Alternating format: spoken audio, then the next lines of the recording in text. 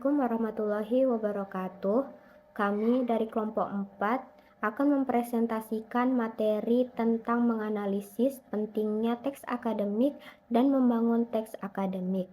Baik, sebelumnya kami berterima kasih kepada Prof. Dr. Hajah Hasna Faiza AR M.Hum selaku dosen pengampu mata kuliah Bahasa Indonesia.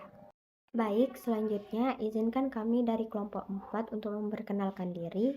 Saya Fadila Melita dengan NIM 230063 sebagai moderator dan pemateri.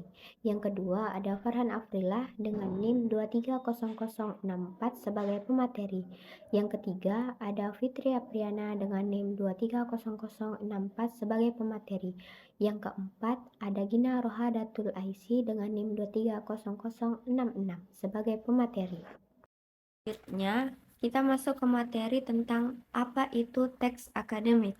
Teks akademik atau juga sering disebut dengan teks karya tulis ilmiah yang merupakan tulisan yang membahas ilmu pengetahuan yang disusun secara sistematis dengan menggunakan bahasa yang baik dan benar.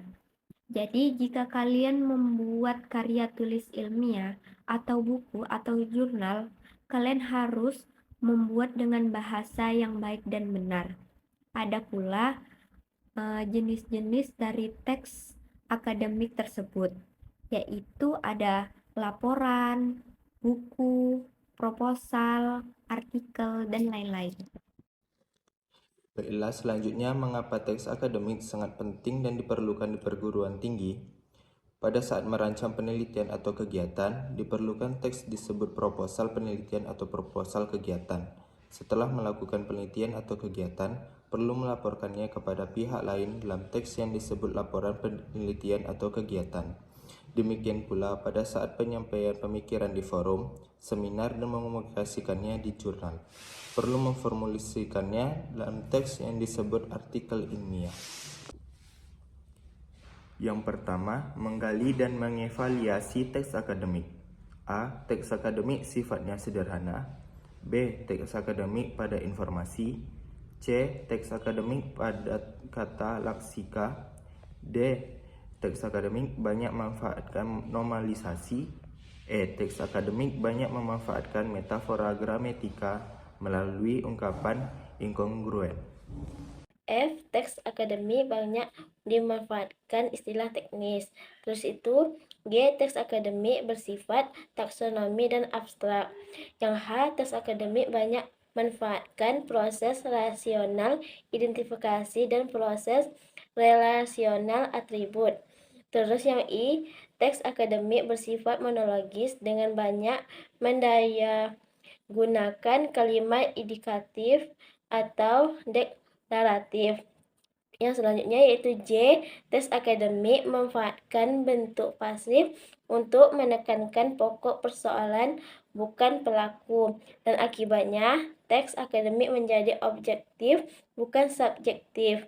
Yang K yaitu teks akademik tergolong ke dalam genre faktual bukan genre fiksual. Selanjutnya yaitu menyajikan teks akademik dalam berbagai genre mikro. Menyajikan teks akademik dalam berbagai genre mikro, yaitu teks akademik adalah bentuk tulisan yang dihasilkan dari pengamatan atau penelitian dalam bidang tertentu yang disusun secara sistematis dan dapat dipertanggungjawabkan. Dalam buku Bahasa Indonesia Akademik oleh Asna Netlu, teks akademik dapat berupa makalah, proposal, tugas akhir, hingga artikel jurnal. Dalam penulisan, teks akademik ada dua genre yang umum dipakai, yakni genre mikro dan makro. Apa yang dimaksud dengan genre mikro? Yaitu genre mikro adalah subgenre yang lebih kecil yang terdapat di dalam genre makro tersebut. Genre mikro bertujuan untuk menjelaskan suatu konsep, memaparkan hasil penelitian. Baik, pada materi selanjutnya akan dibahas beberapa contoh dari teks akademik dalam berbagai genre mikro. Salah satunya ada laporan. Laporan itu dibagi menjadi dua, ada laporan kegiatan dan ada laporan penelitian. Perbedaan antara keduanya adalah laporan kegiatan umumnya membahas tentang ringkasan dan evaluasi suatu kegiatan yang telah dilaksanakan. Sedangkan laporan penelitian itu umumnya membahas tentang hasil penelitian yang telah dilaksanakan.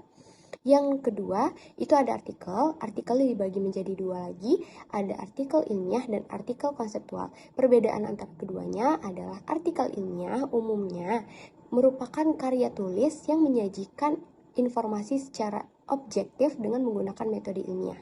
Sedangkan artikel konseptual umumnya itu pengembangan teori dan masalah-masalah yang umumnya terjadi dalam dunia profesi. Pada contoh selanjutnya itu ada ulasan buku. Ulasan buku itu dibagi menjadi dua, ada buku referensi dan buku ajar. Perbedaan antara keduanya, buku referensi ini umumnya suatu karya tulis ilmiah yang dibentuk menjadi buku yang substansinya berfokus pada suatu bidang ilmu kompetensi si penulis. Sedangkan buku ajar itu merupakan suatu media pembelajaran yang digunakan untuk mahasiswa ataupun siswa dalam suatu mata kuliah ataupun mata pelajaran tertentu. Nah, contoh selanjutnya itu ada proposal. Proposal ini merupakan teks yang disajikan formal untuk difokuskan pada rancangan suatu pengerjaan yang disusun secara sistematis.